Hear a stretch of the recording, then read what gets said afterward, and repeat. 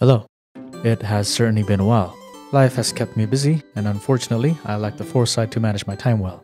I ended up starting two separate video ideas at the same time, and ultimately couldn't finish both according to my standard upload schedule.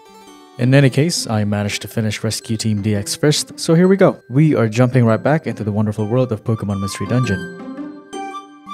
Man, the Mystery Dungeon theme sounds so good. Speaking of the main theme, I do have a jazz cover of this out on the channel.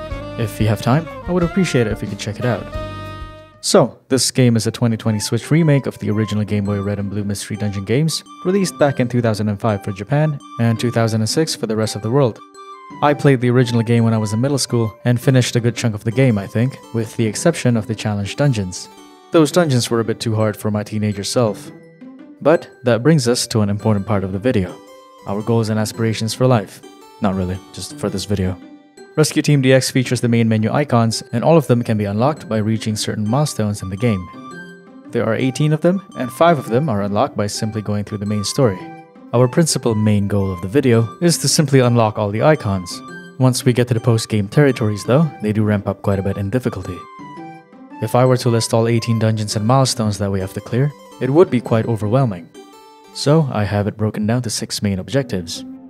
We have to complete the main story, we have to reach the Grandmaster Rescue Team rank, and we have 4 main challenge dungeons to complete. We have to do Silver Trench, Buried Relic, Wish Cave, and of course, the Grandmaster of them all, we have to do Purity Forest. Mystery Dungeon veterans will know of the pain of the 4 dungeons listed here, but we'll cross that bridge when we get to it.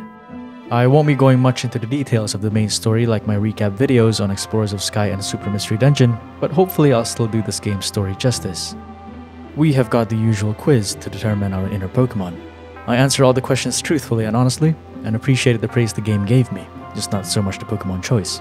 Curse you, game. I am not a Machop whose arms are longer than my torso. I chose Torchic to emulate my childhood run, and chose a Mudkip for the same reason. Now the boys are all set. The game started off with us regaining our consciousness, woken up by this adorable mudfish. We called ourselves a fool and encountered a Butterfree running from her responsibilities and bad decisions as a parent. All jokes aside, as a parent myself, I know it's impossible to always have your eyes on your child. But this Butterfree can use sleep powder and I can't, so there's no excuses really.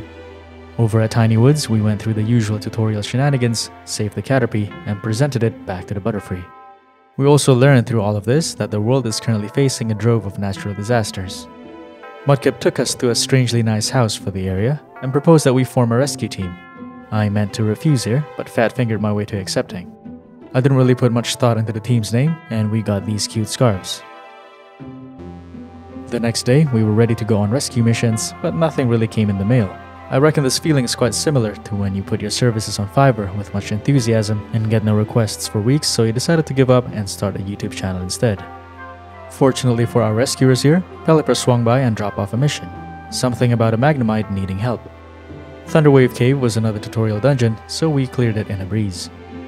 That night we got a weird dream, much like the other Mystery Dungeon games. We brushed it off, woke up to no requests, and were introduced to the Pokemon Square and basically the rest of the game. The Kecleon shop, the bank and storage, the dojo, and the board. We took up some requests and adventured through the day saving Pokemon. We tried out the dojo as well, which was really nice for leveling up and move power-ups. We got another weird dream saying something about an earthquake, and Dugtrio here asked to save their kidnapped child, Diglett, the one who was burrowing the tunnels all around town.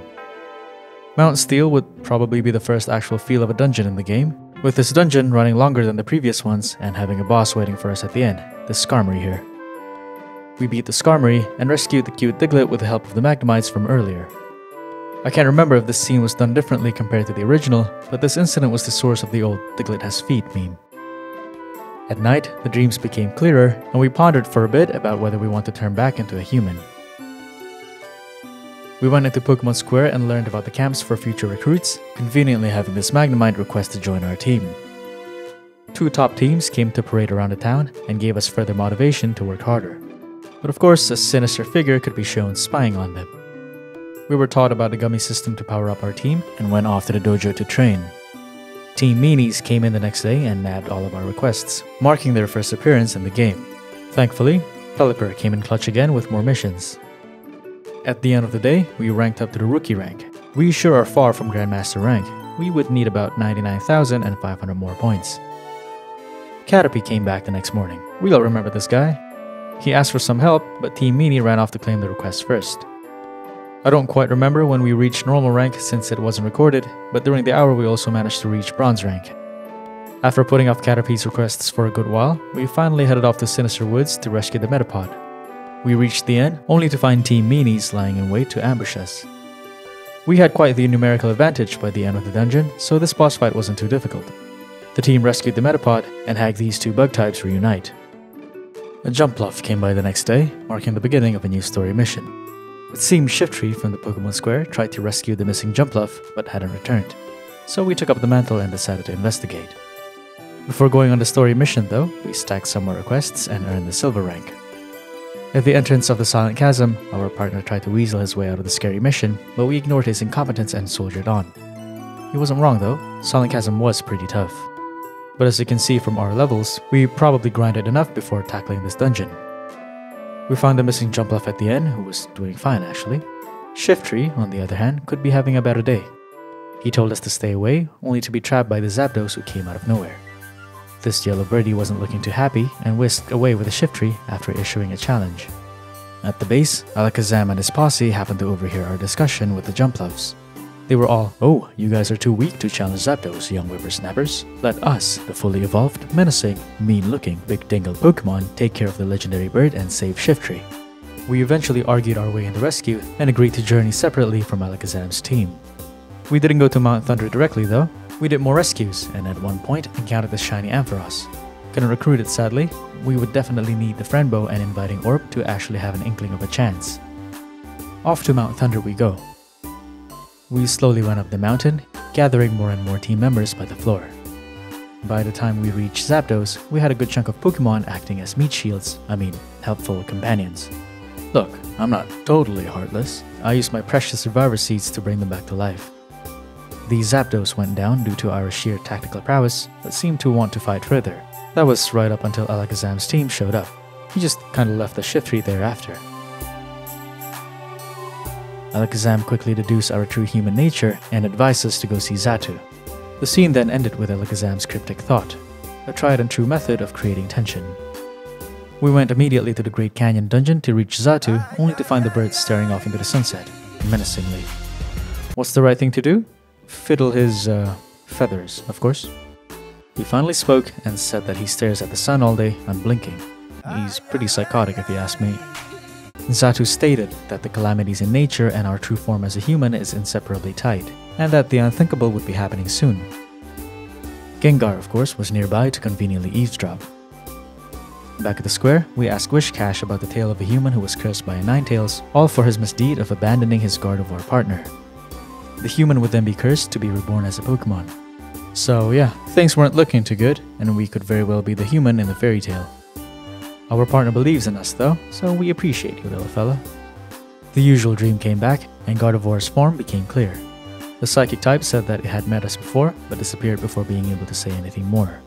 The next day, Gengar held a forum at the Pokemon Square and spun his knowledge of our meeting with Xatu and the Ninetales story. He accused us of being the human in the story and the cause of the calamities that have been occurring in the world. And so, we were banished by the folks at Pokemon Square. Alakazam's team came by and issued their pursuit warning, giving us a couple of hours to get a head start. How nice. We gathered our stuff and left on a journey to find the truth. The game plays it out to be a lot more dramatic, really. I would highly recommend playing this on your own to get the intended storytelling. The duo here was chased by the town residents all the way up to Mount Blaze, where we unknowingly disturbed Moltres. The Moltres assumed we were the source of the Scourge and attacked us without warning. The fight didn't last very long, and let's just ignore the background, shall we?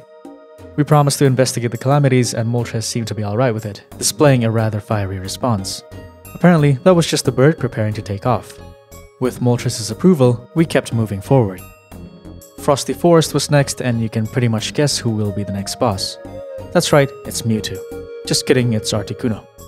We beat it with the help of many seeds, and tried to convince the Ice Birdie to let us pass.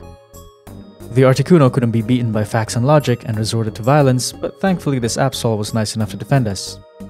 Absol has the ability to detect natural disasters, well enough to say that the calamities were definitely not our fault. Gardevoir made an appearance not long after, showing us the way to Mount Freeze. We battled through the tough dungeon and finally reached the peak, where Alakazam's team finally caught up. The group fought it out on the snowy mountain during this epic cutscene, where it was unfortunately cut short due to Ninetales' sudden appearance. The same Ninetales who cast the curse on the human. This Ninetales confirmed that we weren't the human in the story. Nice. At least the Alakazam team apologized. Before we could find out what's causing the calamities, Ninetales revealed that the quakes are prompting Groudon to rise from his slumber. The Alakazam team told us to go home and rest while they deal with the Groudon. That effectively ends the fugitive saga. We proved our innocence at the square and practically chased Gengar out of town. After doing a bunch of rescues, we were visited once more by the Gardevoir, who told us that we came to this world to fulfill a certain role. And she was gone again. The next morning brought this Wobbuffet and Wynot to the base, requesting us to punish a gang of Mankeys. We did just that and easily defeated the gang of... oh. Well, I guess you can't win them all. We tried again with a better team, and now we easily defeated the gang of Mankeys. And now the most annoying part of the game had started. To progress the game, we needed to give the Mankey gang chestnuts, and in exchange they would pimp out our base. It's annoying because the chestnuts are only available inside of a certain dungeon. You run out of chestnuts, the stupid monkeys didn't want to work. After what felt like forever, the base was finally finished. Not after some trouble though. The next day, another earthquake hit the region. Over at the square, Shifty announced that Alakazam's team was in big trouble and requested assistance to rescue them. Blastoise's team stepped up and took the mantle. The next day, they dropped the mantle, coming back home with their tails between their legs. As expected, we took on the responsibility next. We spent the rest of our 12 grinding at the dojo. Before leaving to fend off Groudon, Gardevoir came by and said nothing, really. She basically said, "Good luck, bro. Can't tell you anything until it's all over. Teehee." Useless. Into Magma Cavern we go. There wasn't much of note here, I don't think. We recruited some Pokemon on our way down and came across a Tyranitar and Charizard wiped out at the end. Alakazam was still fighting and was promptly whooped not long after our arrival. The fight itself was pretty challenging, I suppose. There were a lot to deal with. Groudon had many AoE attacks and environmental variations, but with enough items, this shouldn't be too much of a problem. According to Alakazam, the Groudon only went berserk because of the changes in nature, and we all booked it out of there. Our return to Pokemon Square was widely celebrated, and everyone was having a jolly good time. That was until Xatu warned us telepathically of the impending doom, the star that was falling towards us. That was the reason the calamity started. The only thing that could stop it was Rayquaza, a being that lived on top of Sky Tower high up above the clouds. Xatu and Alakazam seemed to know of a way up, so we only had to trust them. Before that though, dojo time. The night before our departure to Sky Tower, Gengar was up to no good again, revealing that he knew of another being that was also human before. Gardevoir came and rescued us from the nightmare, probably the only actual good thing she's done here. I'm kidding, of course, don't take it too seriously. Gardevoir told us that we were called into this world to stop the meteor from destroying the world, and we would be able to return to the human realm after that was accomplished. With a heavy heart, we set off to Sky Tower. Alakazam and Xatu finished the teleport gem with the help of an unnamed ghost Pokemon, and sent us off high into the sky. Sky Tower was a 34th floor banger, with Rayquaza waiting for us at the top. But, you know, we adequately prepared for this moment, honing our skills in the Makuhita Dojo. Surely this boss fight would be a walk in the park. Well, I guess not. It took 2 tries, but we made it in the end. Ray was ready to blow our heads off, only to be interrupted by the shockwaves caused by the meteor. Ray warned us of its hyper beam it was about to unleash, worried about our safety, but we have already come this far, so our partner really just said, "Fuck it, let it rip." And rip it did.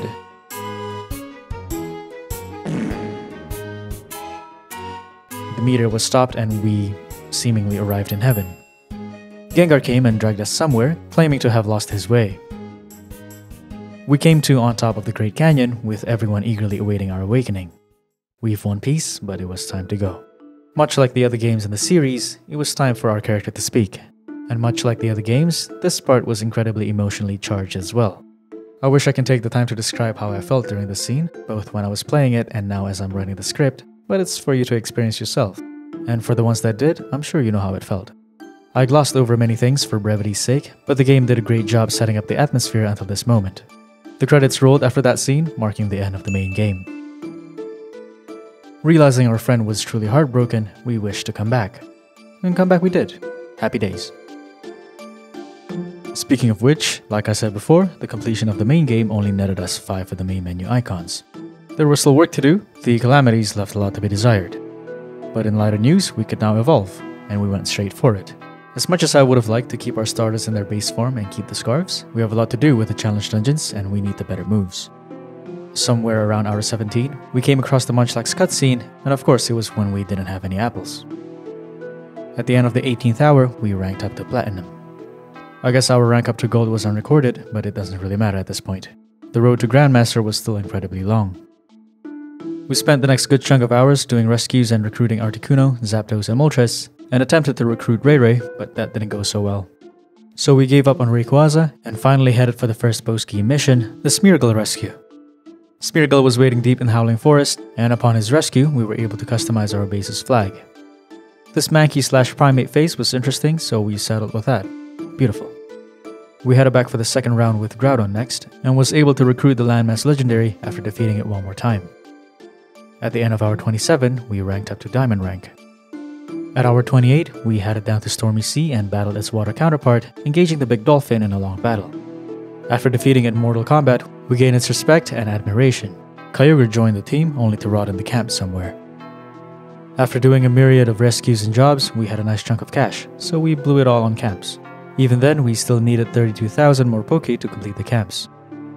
Spinda finally came to town not long after, triggering the quest for Mount Faraway and Ho-Oh, though it'll still be a good while before we could reach Ho-Oh. We first came to ask Xatu about the wing from Spinda, and the bird Psycho who stares at the sun all day directed us to Fiery Field. While preparing for Fiery Field, we were greeted by a fast-flying object outside our base, finding out a bit later that the flying object had stolen all of Kecleon's TMs. This would open the path to the Latios and Latias quest. We bested Latios at Northern Range and gave him the chance to explain why he stole all the TMs. Latios apparently needed all the moves to conquer Pitfall Valley, a tough and feared place where Latias had fallen into. Being the good Pokemon that we were, we offered to help. Pitfall Valley really wasn't hard though, and we blitzed through the dungeon fairly quickly. We found the Latias at the end and used the teleport gem to escape. Upon completion, the siblings asked if they could join our rescue team. Then we did a lot of missions. A lot. And we're definitely getting closer. Here we ranked up to Ace rank. During this time frame was also when the Gengar redemption arc started, with Ekans and Medicham arguing whether they should go to Wish Cave or not. We would see these two conversing in different cutscenes before the quest finally activated. The quest formally began with the acceptance of this rescue from Wish Cave, stating that Medicham couldn't make it past floor 20. At hour 36, it had been a while since we went into the camps, and the cutscene to signal the Lugia encounter was ready. By recruiting the 3 legendary birds and getting the correct camp, we were finally able to access Silver Trench, the dungeon where Lugia was. And this was one of the challenge dungeons containing 99 floors, the easiest one. Before even thinking about tackling that, we had to wrap up the Ho-Oh questline first. We first went into Fiery Field to have the feather blessed by Entei, and the Fire Beast pointed us in the direction of Lightning Field. We went to Lightning Field with a team of 2 Flygons and an Altaria, and this was just sad. The 3 Pokemon pretty much just spammed earthquakes all throughout the dungeon, and nothing could touch them. The same thing happened during the Raikou boss fight, and I honestly have never seen a sadder sight. The Lightning Beast blessed the feather too, and told us to go to Northwind Field. We put that aside for a while, and tried to brave Wish Cave instead. I tried to go with his Porygon Z, thinking it would have a nice and diverse move choice, but this was pretty frustrating.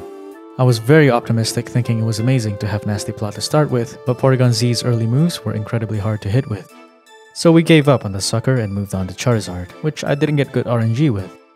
We couldn't end up with Heat Wave as a starting move, but decided to just go ahead with it. I wanted to finish the Medicham rescue and get it over with, and if it was going well, I could continue. It obviously wasn't, so we called it quits after rescuing the Medicham. The Team Meanies members gave us the Wishing Stone and bid us farewell. We went to Northwind Field and ganked on the Suicune next, and had the Water Beast bless the feather. We now have the Rainbow Wing, and our access to Mount Faraway was secured. A nice 60-floor dungeon with high-level Pokemon. Near the bulletin board, Ekans and Medicham expressed their concern about Gengar. The Ghost type had apparently seemed pretty down in the dumps lately. During our next encounter, they mentioned that Gengar had gone off to Mount Freeze. And here we go, the Gengar redemption arc. Gengar came by the base and asked us to accompany him to Mount Freeze, where he wanted to meet with Ninetales. We had other things to worry about, like raising our rescue team rank, so we piled on a bunch of missions and ranked up one more time. We got the Ultra rank after Ace, and now we can do the Gengar missions. We scaled Mount Freeze with Gengar and met with Ninetales once more. We learned that Gengar was the original human in the story, the greedy person who left his partner Gardevoir in fear of being cursed. He was looking for a way to lift his curse, which turned out to actually be Gardevoir's curse, since she bore the brunt of Ninetales' grudge after Gengar's escape. The Fire Fox explained that the only way to break the curse was to bring a certain rock to Murky Cave, where Gardevoir's spirit is sealed. Ninetales took note that Gengar's heart was wavering, his old and new emotions clashing. We battled through Murky Cave and came to a clearing, where some voice froze Gengar in an attempt to evaluate his heart. The voice turned to us instead, and we were met with a barrage of questions. I had no idea what the correct answer to these were, and just tried to make Gengar seem as nice as possible. I don't think the choices really mattered in the end though, as the line of questioning was used to lead Gengar into spilling his true emotions by himself. He repented, guys. Gengar repented. Gengar was able to unlock the final piece to break the curse. It was his sense of gratitude. Gardevoir's physical form was back, but at the cost of her memories. She would never be able to remember her time with Gengar in the past. The two parted ways, with Gardevoir asking Gengar what his name was, and we would never see him again in the game. Gardevoir asked to join us the next day, but we would never use her. It's time for the Heracross arc. We had been collecting gummies during missions, and many of you will know why. We used the gummies to change the rare ability of a Pokemon, and we needed one specific ability for our Heracross. We needed its rapid bullseye ability, which makes multiple hit moves never miss. This is incredibly busted in the game, and would make the later challenge dungeons much easier. Of course, life could never be that easy, so we made peace with Friendly for now. We cleared Mount Faraway in the meantime and bested Ho-Oh, earning another icon to our main menu. Blastoise's team was defeated by some unknown Pokemon the next day, and we took it upon ourselves to investigate. Mewtwo lied in wait deep in Western Cave, and we came up to challenge it. Mewtwo here cycled through all of its Mega Evolution forms, so it was pretty tough, but Licky here came in clutch with his rollouts. We bested the Psychic-type Legendary and had it join our team. The rest of this time period was just spent trying to get deluxe boxes for the gummies, rolling for Rapid Bullseye, and going through rescues in general. At the beginning of the 59th hour, we were able to achieve Hyper Rank. Let's go. This was a momentous hour. Not because of the rank up, but because we finally got RBE on this godforsaken Heracross. Now we could actually start preparing for the harder dungeons. We challenged Silver Trench a good while after, putting together a team with Porygon Z, Heracross, and a Magnezone. This was the same Magnemite that we rescued, by the way. It's always nice to use a character from a story quest. Feels like it meant more somehow. I set Heracross to go its own way, and this thing was just a walking tank. It demolished enemies and took no prisoners. Lugia came in all menacingly, but it wasn't really a big deal. With a combination of orbs and wands, topped with Heracross's RBE, I really wasn't too worried about this fight. The Lugia was defeated, and it joined our team for some good memories. Just kidding, it stayed in camp and rotted for the remainder of its life. The completion of Silver Trench allowed access to Meteor Cave, where Deoxys was just chillin'. I saw it was 20 floors and thought it was going to be a walk in the park. We had just conquered Silver Trench with an overpowered Heracross. Confidence was sky high. And oh boy, I was very wrong. I should have known that a post-game dungeon having only 20 floors wasn't going to be easy. There were only Deoxys in this dungeon, in all forms. Attack, speed, defense, you name it, they have it. It really wasn't that bad until the defense form Deoxys started coming in droves. Then it really got nasty. Deoxys' pressure sapped our PPs immensely, and the defense form bastards just really wouldn't die. I got quite lucky, I think. The last two floors were just our team crawling and hoping we would find the stairs really quickly. The boss battle that came after really paled in comparison. But we did it. The Deoxys fell to our might and joined our team after. Another main menu icon in the books. It was time for Buried Relic, another 99 floor banger. Buried Relic didn't reset our levels, so it was nice and relaxed. The three Regis resided here, each guarding their own floor. The first one was Regirock at floor 15, Regice came next at floor 25, and Registeel last at floor 35. These were all really easy because of Heracross, and beating the three of them made recruiting Mew possible. Mew only appeared in select floors, and it wasn't always a guaranteed recruitment. We first encountered Mew at floor 40 where it was a bust. No good, even after putting a friend bow and using an inviting orb. I think you can feel my pain here. At floor 60, Mew came in proudly with the pack in the form of a monster house. Kill me now. It took a while to weed out the unneeded Pokemon, and thankfully this time it was also a bust. This little bastard just left. We came across this cat again at floor 70, and I was really ready to call it quits if it didn't trigger here. But lo and behold, Arceus existed after all. Now, all we had to do was clear the dungeon. And again, Heracross really pulled his weight here. Buried Relic and the Mew icon, all nice and done. I tried clearing Wish Cave with a small stomach Mismagius next, but this strategy really wasn't sitting well with me. I tinkered around with this for a couple of hours before finally giving up. We were supposed to reach the highest floor as fast as possible with a low level, but I think I didn't have enough patience for this kind of playstyle. I also tried going in with my modified story team, but that also didn't work out quite as well as I hoped. We got to around floor 20 before giving up again. Finally, I decided on the Transform Mew and Heracross strat, bringing in 2 Heracross, 1 Rapid Bullseye and 1 Small Stomach, and Mew to save PP with Transforms. This worked really well actually, it never felt too tense or scary going through the dungeon.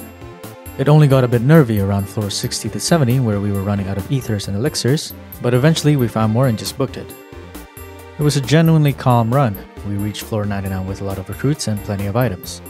So there was just no way we could have lost the Jirachi fight. In fact, I was so in over my head that I chose the worst wish possible. Just give me something good. The next day, we got an Aron at the base wishing to join the team. To be fair, we've already gotten all the camps, and vitamins wouldn't really matter since our only big challenge left is the level resetting Purity Forest. Welcome to the team, I guess. The next couple of hours were just spent trying out different strats for the forest and trying to rank up. I was reading a couple of strategies people posted on Reddit, and just like the Small Stomach Mismagius strat for Wish Cave, somebody had posted an Ariado strat for Purity Forest. I tried that out a couple of times, but it didn't really click with me, so I didn't record it. Around hour 73, I noticed I had piled up 6 requests in Purity Forest, so I decided to clear just these missions for the rescue points with Heracross, with not much afterthought to it. The request only went up to floor 29, so if things were going well, maybe I would consider clearing the dungeon. I don't know about you guys, but I feel like I had to shift my mindset from just clearing requests to, let's go, we're conquering Purity Forest right now. And well, things were going well. Really well, in fact. It seemed like the general consensus was that a Rapid Bullseye Heracross should reach at least level 25 to 31 by the time we reach floor 30. Heracross learns Fury Attack at level 25 and Pin Missile at level 31, and from what I understand, after level 31, stat changes from level ups had a diminishing return. The first 20 floors were just passing by, and I started really grinding for levels around floor 21. I was getting a bit scared because my PP restoring items were running out, but we just barely scraped by. I aimed to get level 21 by floor 30, I think. I had saved up 5 Joy Seeds for that floor. But at floor 27, I decided to just go for it and get Fury Attack. And I guess this was the moment where I thought we were really going for it this time. Way earlier than I had intended to. I was planning on getting Master Rank first before attempting to clear Purity Forest. We were lucky enough to have the Stantler willing to join our team, because this magnificent animal had the Small Stomach rare ability. I've mentioned this ability a couple of times in this video, and for those of you unfamiliar with the game, this number here at the top indicates your hunger level, and if it reaches 0, you start losing HP. The way to restore hunger is by eating apples or other food items, but generally, apples are the way to go. Seeds and berries can only restore a minuscule amount. The Small Stomach ability makes sure any food item we consume completely fills our hunger bar, so in a 99 floor dungeon where we're not allowed to bring any items, this was huge. We could literally live off scraps. To summarize all that, we were doing well. Terrifyingly well. We still had the occasional hiccups, getting our backline ganked, encountering monster houses, losing team members along the way. It was all the usual frustrations. Each floor felt like a boss floor, but it was manageable. I say that because it didn't feel like I had to use a lot of our items to get through most floors. The dungeon was still annoying though. For example, at floor 61, I just had to step on this PP leech trap when I could have stepped literally anywhere else. That is the Mystery Dungeon series in a nutshell. Then, after floor 70, it felt like we were just running into every monster house in existence. We still made it through, but at the end of floor 87, the pressure really ramped up. It got to the point where if I lost here, I really wouldn't want to do it again. I had stocked up about 14 guiding wands, and at floor 88 I just realized that and I began to use it all. At floor 93, we used the Luminous Orb for the first time in this dungeon, and resumed spamming guiding wands. This Metagross was being an absolute asshat and camped us, and I think this was our last Reviver seed too. If not, it was one of our last ones. The stairs felt so far in floor 96, every step was incredibly anxiety-inducing. It didn't help that there were 2 million psychic types in the last 10 floors, making Heracross an easy target. Floor 97's stairs were just in the next room, and 98's was decently far. We reached level 35 here, but it still didn't feel like we could one-shot most enemies. Also, this warp trap can go to hell. Kecleon being a bro as usual here, and we finally got to the last floor. And shit. The stairs was in a monster house room. You can only imagine how tense I was. For a bit only though. I had saved up enough items for this exact moment. And that was it. We cleared Purity Forest, leaving us with only one objective left. We finished this dungeon much earlier than expected too. I had definitely anticipated more resets for this, taking at least up to the 90th hour. That means all we had left to do was to reach the Grandmaster rank, and well, while it wouldn't be as hard as the challenge dungeons, it was still going to be very tedious. By the end of the Purity Forest, we would need 2,000 points for Master rank and another 40,000 points for Grandmaster rank. There was about 20 hours left on the clock, so I wasn't too worried. I admit I took my time a bit too much getting to Master rank. It wasn't until the end of hour 81 that we reached it. After clearing the challenge dungeons, sometimes I just sat there and listened to the dungeon music for a bit while doing chores. I can't describe how much I love the mystery dungeon music. Now, the next big question would be, did reaching Grandmaster rank really take 18 hours? Well, the short answer is no, it didn't. It took about 16 and a half, give or take. I thought it would be a lot more tedious, but it honestly didn't feel like it. As some of you may know, it's currently a bit hard for me to find time to record and make content due to my day job and family life. I now have a newly turned toddler running around the house. Since this channel is still somewhat of a hobby, it's difficult to record for prolonged periods of time before having to go back to my responsibilities. But one time while completing missions, my daughter asked to sit on my lap and watch me rescue fainted Pokemon in dungeons. And she somehow absolutely had so much fun watching me feed apples to fainted Pokemon and warping lost Pokemon in trouble. Now whenever someone asks her how we help people in trouble, she'll answer, we give them apples.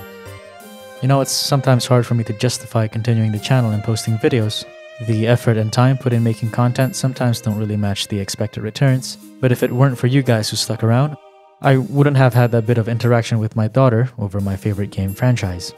So thank you, I guess. Thank you for watching, that's what I wanted to say. But anyway, we finally reached the Grandmaster rank at hour 98, effectively completing all of our objectives and main menu icons. We did it. Here's the finished product, except level 87 on our starter doesn't look too good, does it? So, we went back to the first dungeon that started it all with our partner, and pumped joy seeds until we reached level 100. I wanted our partner to reach 100 too, but I really fat-fingered 3 seeds and could only get him up to level 97. After this, I just kind of wandered around the game for a while. Evolving some random Pokemon over at Wishcash Pond, storing our hard-earned cash at the Felicity Bank. We had close to 600,000 Pokés by this point. We posed at the square to test out video thumbnails. I assume this is the equivalent of TikTokers annoying the public, just shimmying until we get the best take. Then we walked around some more. I had a huge waft of emptiness as I did, feeling satisfied and sad at the same time. I played the original rescue team a lot when I was younger, and it's a similar feeling to when I beat the main game back then. I loved the game so much and didn't want to stop playing, yet at the same time I know there was nothing left to do there and it was time to move on. Well, that's it. Thank you so much for watching.